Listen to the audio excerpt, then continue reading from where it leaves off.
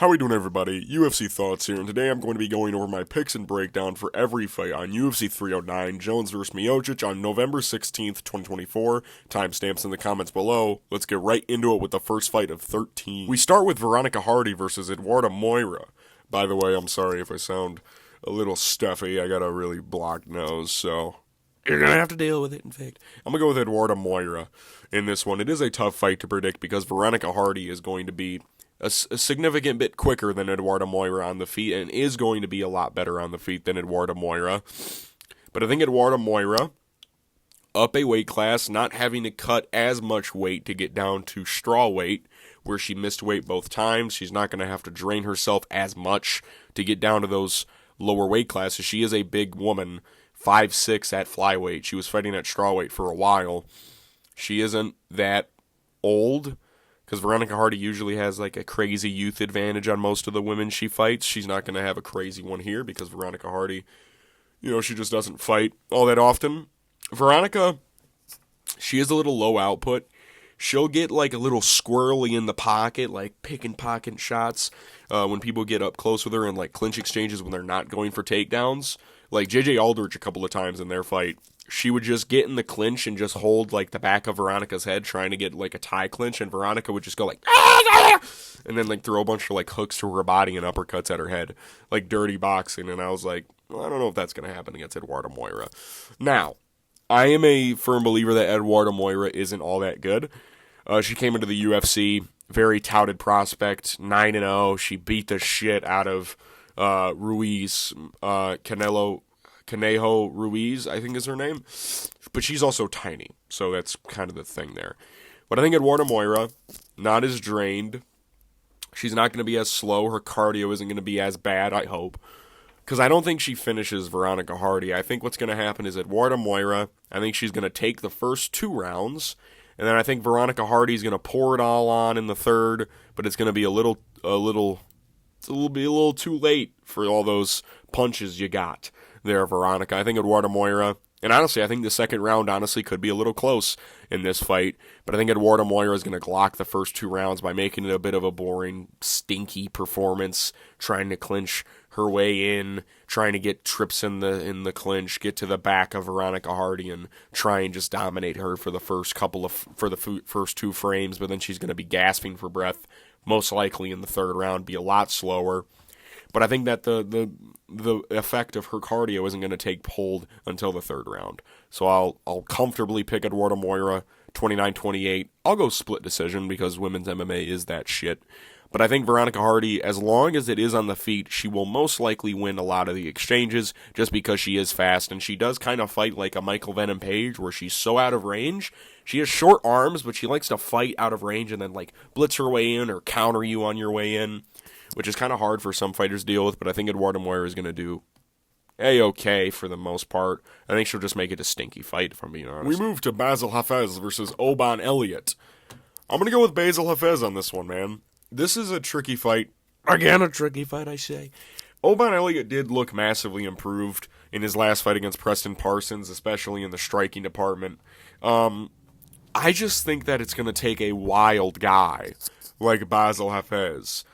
Kind of like how Val Woodburn looked in that first round against Oban Elliott, in the striking at least. It's going to take a wild guy to fight Oban Elliott and beat him. That's what it's going to take. That's all it needs, is a guy who's willing to stand in the pocket and trade with you, who isn't afraid, who isn't going to be constantly shooting takedowns. Because that's the thing, a lot of people are going into this fight thinking that Bassil Hafez is going to be going into this fight just blast double-legging every single 15 seconds. That's not what's going to happen.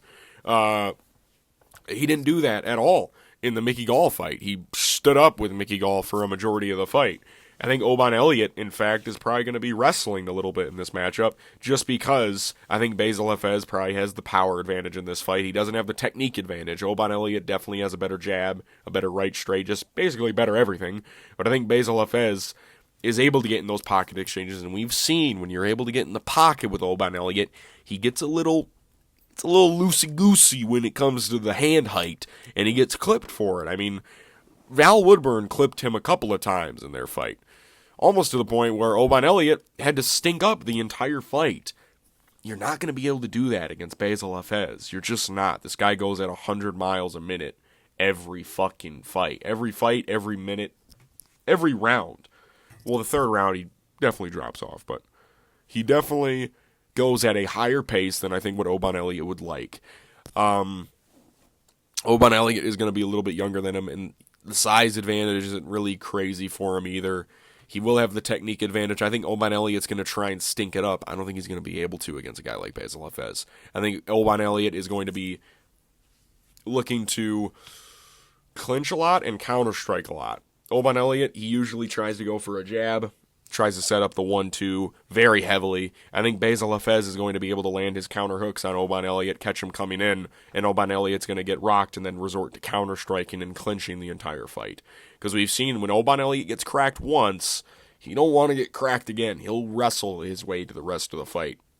I don't think he's going to be able to openly out-wrestle a guy like Bassil Hafez, who has been grappling for a large portion of his lifetime. So I'll go Bassil Hafez in a close decision, 29-28 as well. We move to McGhee Gall versus Ramiz Brahimaj. Or Brahimaj. I'm going to go with McGhee Gall on this one. Again, kind of tricky. Ramiz, I just don't think is really all that good, if I'm being honest. He's 2-3 in the UFC. His 2 wins in the UFC have been against literal dog shit cans. Michael Gilmore and Sasha Palatnikov. They're not good fighters. They're just not, right? And McGhee Gall isn't great either. But Ramiz Brahimaj's striking is just so rudimentary and not good. It's basic, if you will. McGhee Gall, his striking's pretty basic. His chin isn't the greatest, but honestly, he looked pretty decent against Bassil Hafez last time he was able to take a punch. And Ramiz Brahimaj, his whole thing is grappling. That's his. If you look at him, you can tell he's a grappler. All right, that's one. I'll tell you. I'll give you that. I'll give you that much for free. But he's getting out grappled by like Thema Garimbo and Court McGhee. How'd he do against fucking Max Griffin? He didn't even grapple against Max Griffin. He just got his ass handed to him for fucking 3 rounds, is what it looks like. He's undersized for the division. He's not strong, apparently. And I don't think that he's going to be able to beat a guy like McGhee Gall and be able to, like, ragdoll him, if I'm being honest. Like, you have to knock out McGhee Gall to beat him. I don't think Ramiz Brahimaj can do that. I think McGhee Gall, his grappling is alright. It's decent. It's the thing that got him to the UFC. His striking looked a bit improved. He's going to be faster than Ramiz, which is hard to do with opponents against McGhee Gall, but it's going to somehow be apparent here. Ramiz is going to be diving for legs. I think Mickey's going to be able to control him against the fence and be able to take him down. Ramiz Brahimaj's takedown defense is shit. So I'll go McGhee Gall by decision. We move to Marcin Tybura versus Jhonata Diniz. I'll go with Marcin Tybura on this one. I don't think he's that washed just yet to be able to lose to a Jhonata Diniz. And also, here's the thing. I think if Marcin takes Jhonata down once, I think the fight's over. If I'm being honest with you guys. I think it's over if he gets one takedown. I'll tell you what, Austin Lane was able to control Jhonata Diniz for a fucking whole round. And his gas tank is shit. Marcin Tybura actually has alright cardio. Like, alright-ish. On the feet, I will be tense because, you know, Marcin Tybura's chin is a little... He's been knocked out 5 times. Not great. But, you know, Jhonata Diniz, he's going to have to get in range on Marcin Tybura. That's where he usually succeeds at, is when he's landing his hooks.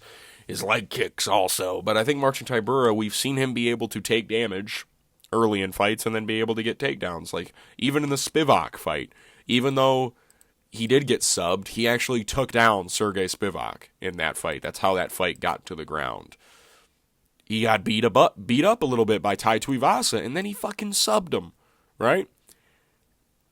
The only guys that he's losing to, you know, Tom Aspinall, Volkov, you know, Augusto Sakai on his come-up, Shamil Abdurakhimov, Fabricio Verdum. Like, I'm going back to 2017, right? These are old fights. These are old, buddy. He's won a large portion of his recent fights. Like, he beat Sergey in their first fight. He beat Maxim Grisham. He's beating all these guys. He's able to out-grapple them pretty heavily. And you got him in there with a pure kickboxer who, sure, defended takedowns by Carl fucking Williams. But that was a very neutered Carl Williams. He wasn't going for nearly as many takedowns as he should have in that fight. And also, like, Carl Williams' striking isn't like Marcin Tybura is actually, like, all right on the feet. Like, it's weird to say that about him, but he's like, he's all right. It's just his, like, defense. He's a little slower than people, but he's, like, fundamentally all right. He takes a lot of damage, but I think Jhonata Diniz is going to get taken down and grounded or subbed in the first round. I think this is a far too big of a step up for him, especially this early in his career. And also, he's having another training camp going into this fight. Now, this is a short notice fight for Marcin Tybura, and I don't know if he had a fight booked that wasn't announced yet, possibly on another card, or if this is just this short notice, because if so, then honestly, it could get a little dicey. But I don't think Marcin Tybura, like, has to cut weight or anything to get to heavyweight. He's not, like, that fat. And also, like, Jhonata Diniz, I don't know, I think that a pure kickboxer going up against a guy like Marcin Tybura this early in your career, 8 fights in, I've seen you get controlled by Austin Lane. I'm sorry. It's just not going to cut it. I'll go Marcin Tybura first round finish. We move to David Onama versus Roberto Romero. I'm going to go with David Onama by first or second round knockout. Roberto Romero isn't really that good from what I've seen on the regionals. Very grapple-heavy style, very pressure-heavy. In fact, he likes to just rush at people, and his speed on the feet isn't really there, and I think that's what's really going to get him caught up against a guy like David Onama.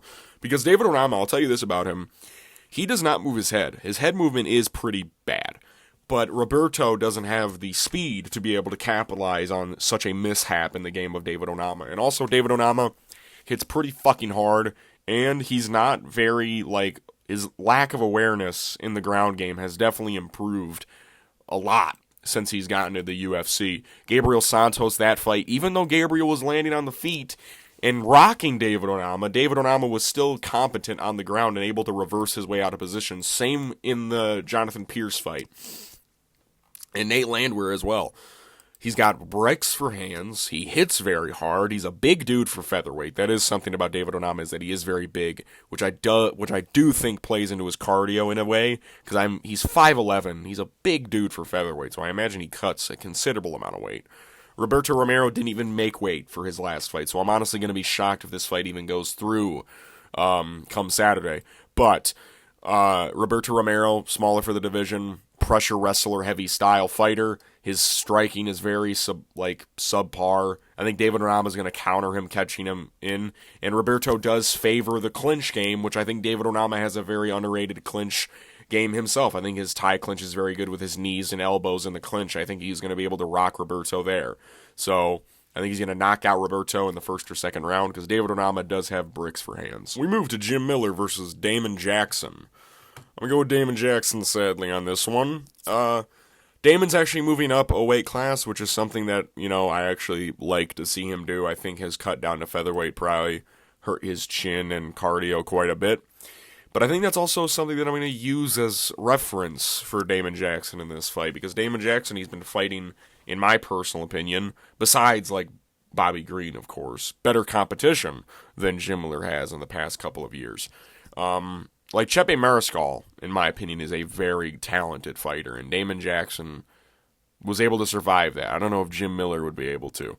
On the feet is where the worry is always going to be with Damon Jackson. Of course, his chin is very suspect. 4 KO losses of his 7. So, you always got to watch out. But Jim Miller, I don't know if he has the cardio and speed to be. He definitely has the speed in the first round. I'll give him that. He looked pretty quick in that first round against Bobby Green. It's down the stretch where he really struggled, where Bobby started to power him up a little bit, started to volume him. I think Damon Jackson's going to try and take down Jim Miller in this fight and just try and succeed that way. Damon Jackson's only been subbed once in his career. I know Jim Miller has a ton of submission wins. How many is it at this point in his career? Is it like 20? 20 subs in his career. So he could sub Damon Jackson. I think Damon Jackson is just going to be way too big for Jim Miller on the ground. I think he's going to be able to camp him in the clinch, kind of outmuscle him a little bit, Jim Miller's going to wear down a little bit, get more tired, not have the amount of sting, the amount of pop in his shots as the fight goes on, of course. He is 41 years old. Damon Jackson, on the feet, listen, when he's not throwing like an absolute idiot, he's defensively all right. Like, he shells up pretty well, and Jim Miller, he definitely is reactionary at times when he's throwing punches. I don't know if this is a guy where Jim Miller can just bulldoze him, kind of like a Mota, kind of like a Jesse Butler. I don't think Damon Jackson is like that against Jim Miller. And also, Damon Jackson beat Alexander Hernandez pretty convincingly, was able to outpace him in that fight, do more in the clinch and get the fight to the ground in certain moments. Actually was outpacing him on the feet during moments too. And Jim Miller just couldn't. And also there, you could also argue that that's lightweight versus featherweight. Alexander Hernandez, wishy-washy, but I think Damon Jackson, you know, even in the loss against Chepe Mariscal, his cardio looked all right. Like, Chepe Mariscal's got great cardio, and Damon Jackson was able to survive 3 rounds with him. I don't think Damon Jackson's going to be, I don't think Jim Miller's going to be able to, like, stomp Damon Jackson like Chepe was, because his cardio also isn't very good. Well, it's going to be worse than Damon Jackson's, of course, but I think Damon Jackson's, he's going to, I think Damon Jackson is going to clinch a lot in this fight, try and get this fight to the ground. Jim Miller does have a 48% takedown defense. Damon Jackson is big for the division, especially lightweight. He was big for featherweight. He's pretty big for lightweight, too. So I'll go with the bigger, younger Damon Jackson over Jim Miller, sadly. I don't think Jim Miller knocks him out. We move to Chris Weidman versus Eryk Anders. I'm going to go with Chris Weidman. Dude, Eryk Anders is one of the slowest fighters I've ever seen in my fucking life. I'm sorry. He is. But that's not the reason why I'm picking against him. It is primarily one of the reasons, and he also is very easily countered. He overthrows almost everything he throws. But also, one of the things that Eryk Anders succeeds really well at, and I'll give him this, is his presence is very daunting in the cage during moments. When he's walking you down, it's seeming like you can't crack him. But recently, people have been cracking him, all right? And I know that's wild to say when Chris Weidman's been knocked out 6 times, and Eryk Anders has only been knocked out once. But Jamie Pickett, bless his heart, was rocking this dude around like no man's fucking business, okay? He was rocking the shit out of fucking... He was beating the shit out of Eryk Anders in that first round. Eryk Anders succeeds in the clinch against the fence when he's slowing down the fight. He's, wearing down on you, throwing body shots, throwing knees to the leg, knees to the body, he's trying to take you down. He's taking you down. There's nothing you can do. I don't think he's going to be able to do that against Chris Weidman. One, it's a bigger cage. Eryk Anders, when was the last time Eryk Anders fought in a full-sized cage? It was Marc-Andre Barriault, 2023. Okay, his last fight was in the Apex. Chris Weidman, it's going to be in a bigger cage, so Eryk Anders is going to have to stalk down Chris Weidman. And Chris Weidman's striking honestly didn't look bad against Bruno Silva. I know that's not even that crazy to say anymore, but that was Bruno Silva in, March of this year. Not, so bad, I guess, but it's still pretty dog shit. But I don't know how Eryk Anders versus Bruno Silva would go. Eryk probably beats him because Bruno Silva seemingly doesn't give a shit anymore. He's like, yeah, fucking take me down all you want. But Chris Weidman was beating him on the feet. I don't know if Eryk Anders beats Bruno Silva on the feet. He's very slow. His defense is kind of poop. He overthrows. I see Chris Weidman cracking Eryk Anders in every round. The cardio is definitely going to be like, how long can Chris Weidman go at this such a pace for? But his cardio didn't look bad against Bruno Silva either, right? I think the grappling is going to be interesting. I just think this is a pitch-perfect matchup for Chris Weidman. Now, this can blow up in my face, and maybe Eryk Anders just absolutely swamps Chris Weidman, right? Eryk Anders isn't quick. He doesn't throw dynamic low kicks. He doesn't really do anything on the feet. He just walks you down, and, if he gets caught, he gets caught. But, he'll walk you down. I don't think he presses Chris Weidman against the fence and controls him for a large portion of the fight and, wears him down. I don't think he does that. Chris Weidman. We move to the featured prelim. Jonathan Martinez versus Marcus McGhee. Marcus. I'm going to go with Jonathan Martinez. I love both of these guys. This fight hurts my soul. I want to pick Marcus McGhee, but I haven't seen him fight anyone good. If he fought Gaston Bolaños now, I think that would be a more competitive fight. But Gaston Bolaños back then, in January, he made massive improvements in his last fight against Cortavius Ramiz, of course. But, beating J.P. Bays, Journey Newsom, they're not very good. Especially, striking department guys and chin departments. Jonathan Martinez is a tricky fight for everybody just because of how weird and awkward his style is. Very feint heavy. You don't know what kick is coming. He has dynamic low kicks, dynamic teeps to the body. He is constantly working on his boxing, which is why this is a tricky fight to predict. Here's the thing. Jonathan Martinez, everyone reveres him as this very fearsome striker. I think his striking and kicking game is very solid. It's the boxing defense and boxing fundamentals that really fall short for a guy like Jonathan Martinez. His boxing defense has always been kind of iffy, and that was always apparent ever since the Davey Grant fight when he got absolutely fucking knocked unconscious. Marcus McGhee is very explosive. Marcus McGhee hits very hard. Marcus McGhee is very powerful on the feet, and he has very solid countering with his hands and solid boxing, and he also has takedowns to implement into his game, which makes his striking even more apparent. But, I just haven't seen him do it against anyone good yet. That's the thing. Marcus McGhee, he can chin Jonathan Martinez. He is that explosive, but Marcus McGhee is very low output, especially early on. There are pockets of moments where he'll throw a 5-punch combination, and this kind of goes with Jonathan Martinez too. He's very low output. Marcus McGhee, when he throws, it's usually in combinations. Jonathan Martinez is lower output, but he'll throw more over the time, if you get what I'm saying. His volume is less when he throws, but he throws more than when Marcus McGhee throws. When Marcus McGhee is a 4-punch, 2-punch combo, but Jonathan Martinez throws 1, 2. He'll throw 1 to 1-2 combinations, but he throws them more actively. I think Jonathan Martinez is going to win this on the scorecards.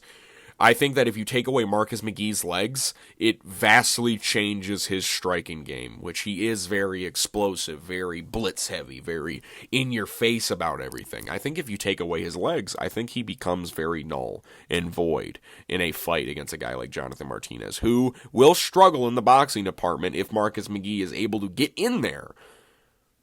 I think he'll struggle to get past the leg kicks. I think Jonathan Martinez feints very well with his rear leg. He's also a southpaw. And Marcus McGhee does switch stances, which I think could cause problems somewhat for other fighters. But the thing is, with Jonathan Martinez, what you'll see a lot of leg kickers especially struggle with is when people are in opposite stances from them, like orthodox and southpaw. Their lead leg is adjacent to their lead leg. When you have an orthodox versus orthodox, the leg kick is there because your lead leg is adjacent to your rear leg, so you can actually kick the outside.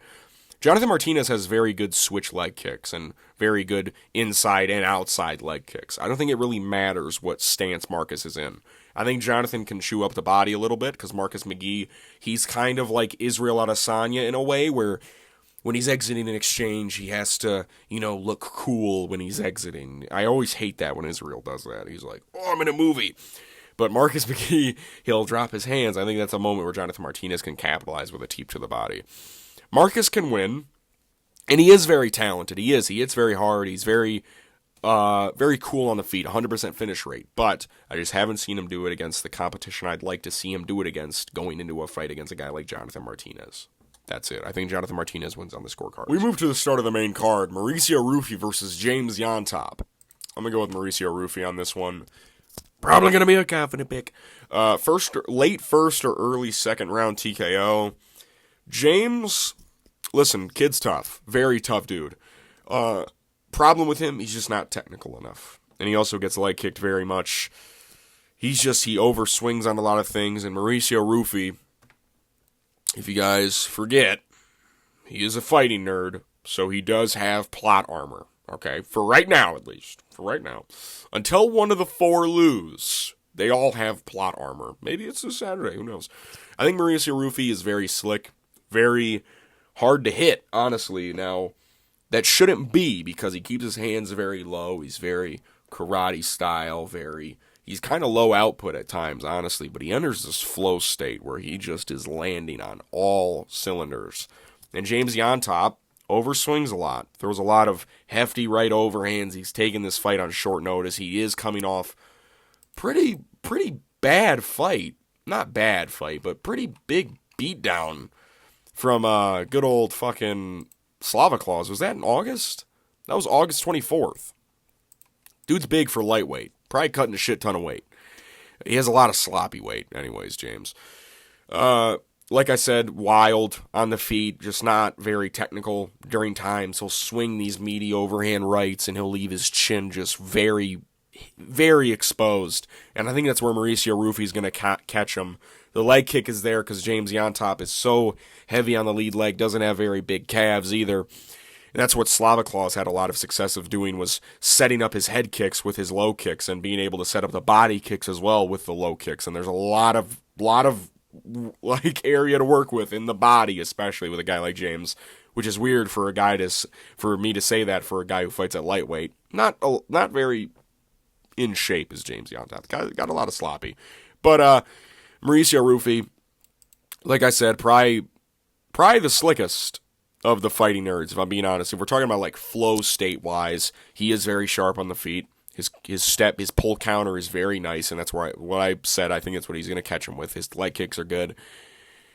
He has this certain presence, and he also likes to use distance management very well, which is something James Llontop struggles with a lot. He'll throw like a jab, and then he'll just rush in. Mauricio Ruffy likes to set his things up very well. He sets traps at distance management. And I think that's what he's going to do very well against James Llontop. Short notice. Probably not going to be in the best of shape. Coming off a big beat down from Viviane. Not a big beat down, but he got hurt pretty bad in that fight. And his legs got beat up for sure. So, I don't know. I think this is a pretty bad matchup to take on short notice against Mauricio Ruffy. But nobody else wanted to fight him. So I'll go Mauricio Ruffy, like I said, late first round, early second round TKO. We move to Viviane Araujo versus Karine Silva.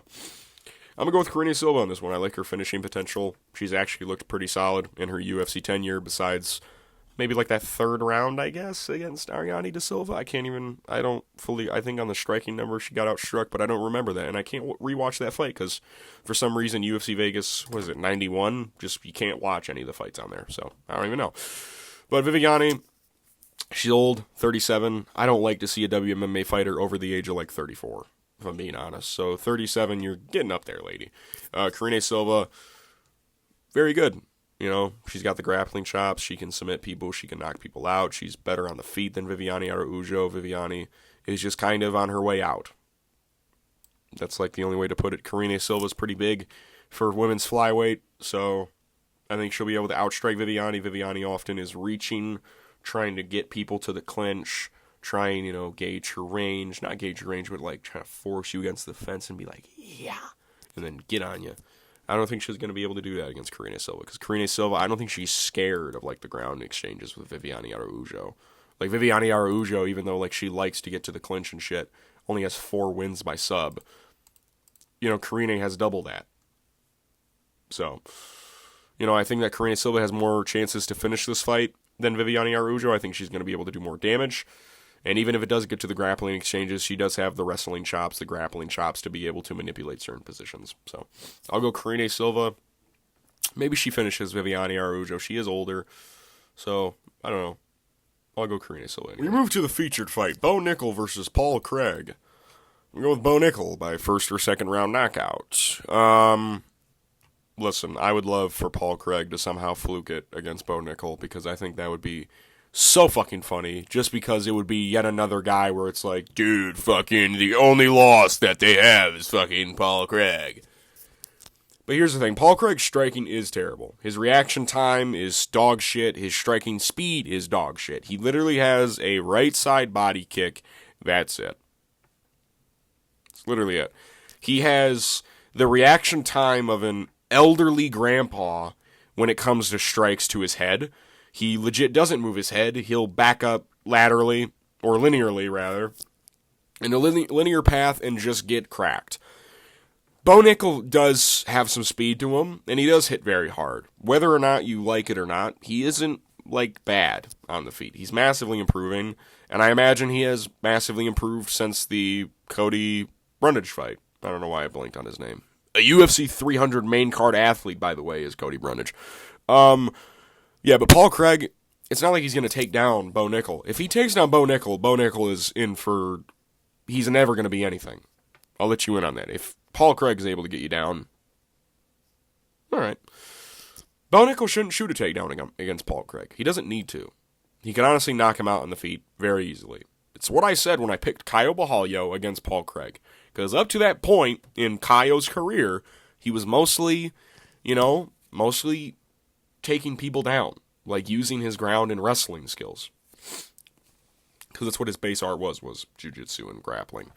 Against Paul Craig, all you need to do is stand up with him. That's it. Especially if you are a good wrestler, just stand up with him. If you have a decent overhand right, I think you can knock out Paul Craig. I'm going to keep it a buck, fellas. If it was a striking matchup between me and Paul Craig, okay, fellas, I think I could figure out a way to knock him out. Just don't throw body kicks, because he will look to catch every single body kick you throw at him. That's the thing.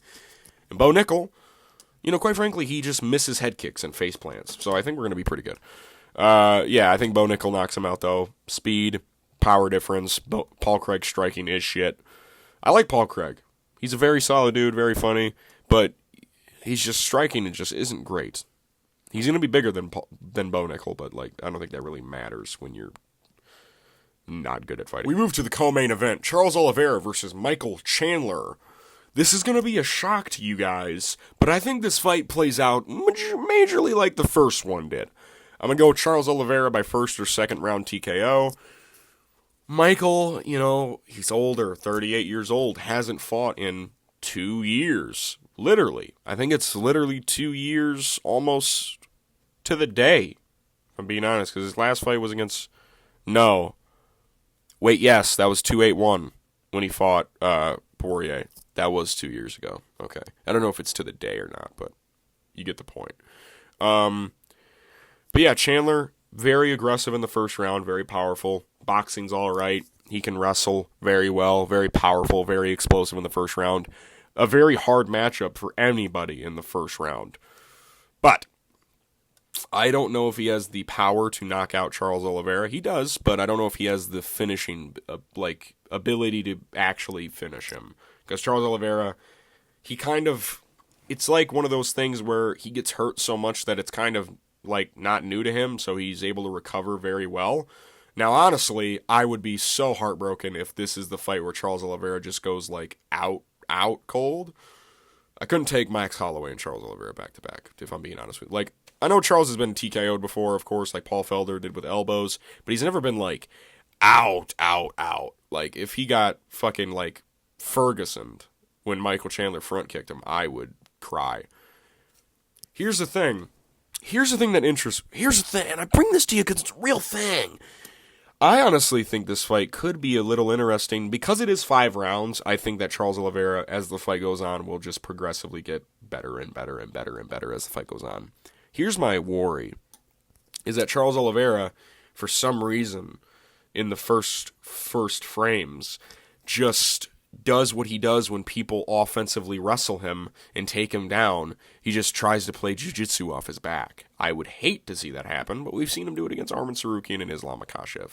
I don't really worry about it because I don't know how much offensive wrestling Michael Chandler's going to do, just because the one time he did try to do it against Oliveira in the first fight, Oliveira ended up getting his back.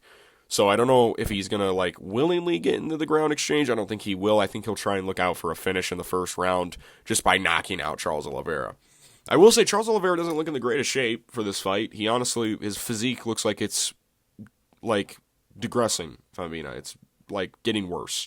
He's not having the not insane. He never was really in crazy great shape, but he doesn't even have abs anymore. His biceps aren't as big anymore. So it sounds kind of gay, but Charles Oliveira, I think he has Michael Chandler's number a little bit. I don't know what Michael Chandler can do outside of knock him out in the first round to win this fight, because his fight IQ isn't good enough to go 5 rounds with Charles Oliveira. And also, Charles Oliveira ain't letting this shit go 5 rounds. If this fight goes 5 rounds, I will lose my mind. Because I'll be like, what the fuck is going on? I think Charles Oliveira, he's a more accurate striker in moments. He has to get hit to wake up a little bit, but I don't mind that because I've seen him get hit by literally everybody and be able to survive up to this point, especially as of recent, of course. And Michael Chandler doesn't have the greatest chin either. He gets cracked a lot, but when he gets cracked, he gets hurt bad. That's the difference between the two. Charles gets hurt, he can recover. Michael Chandler, when he gets hurt, he almost gets finished every single fucking time. And he'll get finished a majority of the time, like in the first fight against Charles Oliveira. I think Charles Oliveira just is a bit more pinpoint than Michael Chandler. I don't know how rusty Michael Chandler's going to be after a 2-year layoff. I imagine he's going to burn the gas very, very early in this fight like he always does. And it's 5 rounds, so if this fight does go long, Chandler will literally be breathing out of his fucking ears and mouth. So Charles will probably finish him either in the second round or in like the third or fourth, depending on how long Michael Chandler's able to delay Charles Oliveira finishing him. If Michael Chandler wins, it's by first round KO. Anything after that, Charles Oliveira any day. I'll go Charles Oliveira second or third round TKO fight. We move to the main event. Jon Jones versus Stipe Miocic. What a main event this is, guys. What a badass fight this is. You know who I'm going with. I'm going with Jon Jones. I think this fight's going to be a bit more competitive than some people think. I think a lot of people are assuming that Jon Jones is going to blow Stipe out of the water. I think Stipe can make this fight a little tricky, especially early on with his boxing, because I don't know how well Jon Jones' wrestling is going to be, considering the fact that he tore his fucking pec muscle off the fucking bone. So, but Jon Jones probably has money, so fuck it. It'll probably be good. I just think Jon Jones is training with a lot of great guys like Gordon Ryan and some other fellas. I think it's Gable Stevenson as well. Just like really solid guys to train with. And Stipe Miocic, people forget, man. He hasn't fought in 3 years, dude. Since he got knocked out by Francis. Francis took him down. Old DC took him down.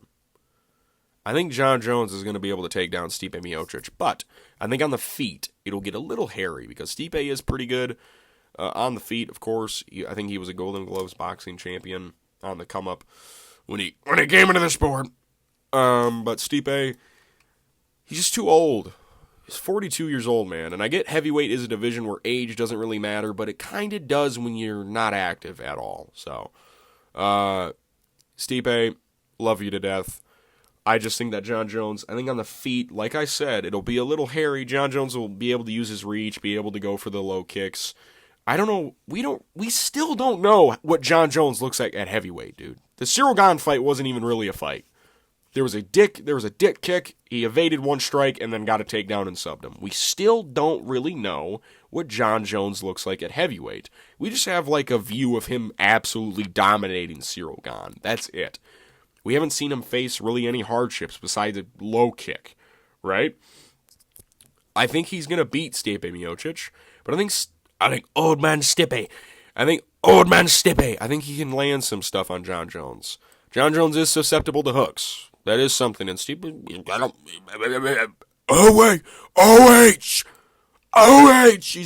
cool little hook. I don't think it matters. I think Stipe's gonna probably gas out as this fight goes on. He looks in good shape, but he's 42, man. You can't have good cardio at 42. It's impossible. Unless you're on steroids, which honestly, who knows at this point with the UFC. Bilal Muhammad, I'm joking. Jon Jones, he looks in better shape. He isn't as fat. He actually has some like resemblance of abs now. He's just a little better. That's it. He's a little better than Stipe Miocic. It hurts to say, but he just is. He's just a little bit better than good old man Stipe. Stipe, now I got him fucking actually call him Stipe. Stipe, he can cause problems on the feet, of course. His defensive wrestling, he's got a 68% takedown defense. Yuck. He's 42 now. Yuck. He's also like a headshot merchant. He doesn't really, he does mix it up sometimes. Of course, the fucking cool DC, the second fight when he switched to just throwing straight up body hooks, he layered it up like 18 in a row, just consecutive body hooks. I don't really know if he's going to be able to do that against a guy like Jon Jones, who does manage distance very well, who will poke you in the eye, right? He does cheat. Like, we know this. I don't know how a Stipe Miocic knee is going to hold against an oblique kick. And also, 12-6 elbows are a thing. I guarantee you, Jon Jones is going to be looking to get a 12-6 elbow finish in this fight, just to have spite over his one quote-unquote loss. So, I think Stipe will cause problems early a little bit. He'll be in there for the first round and a half, maybe first 2 rounds. After that, I think Jon Jones might get the takedowns a bit more consecutively, a bit more easy, because Stipe's going to be a bit more tired, he's going to be a bit labored, and Jon probably won't throw a lot in those first 2 rounds. He'll probably just be looking to grapple Stipe. He'll try and find his range, work his way in. I think Stipe will probably lose. I think he'll probably get subbed in the 3rd or 4th round. I'm UFC Thoughts. These are my picks and breakdown for every fight on UFC 309, Jones vs. Miocic on November 16th, 2024. My confident picks reside with David Onama, Mauricio Ruffy, and in the featured fight, Bo Nickal. My pre-card rating is a 7 out of 10. This card's alright. It's pretty good. It's definitely probably a bit weaker than most MSG cards, normally are. But, who knows? Because maybe these fights are going to be really cool. I think that Jon Jones versus Stipe Miocic could be awesome, depending on what version of Stipe shows up. Chandler versus Oliveira, of course, will be fun. Maybe we see Bo Nickal lose. Who knows? Mauricio Ruffy, that's going to be a good fight. Jonathan Martinez, Marcus McGhee is going to be a good fight. You got some old heads on here like Weidman and Miller. Yeah, should be all right. But, I'll see you guys after the fights. Peace.